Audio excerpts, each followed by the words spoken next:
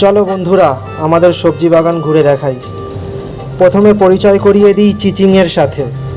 শুধু পরিশ্রমের ফসল, সার বিষহীন। তারপর দেখতে পাচ্ছ ঝিঙে,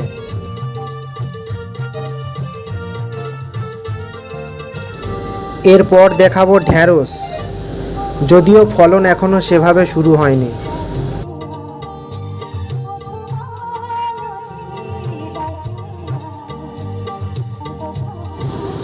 তারপর করলা, স্বাস্থ্যের পক্ষে খুব উপকারী।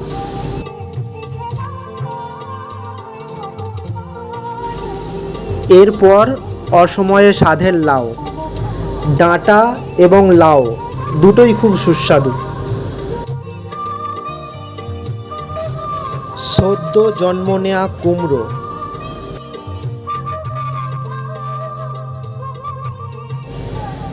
তারপর বেগুন, নামেতে গুণ নেই ঠিকই, কিন্তু প্রচণ্ড গুণসম্পন্ন। লোটে শাক, লঙ্কা গাছ, শশা গাছে সবেমাত্র ফুল এসেছে। গগনচুম্বী পেঁপে গাছ,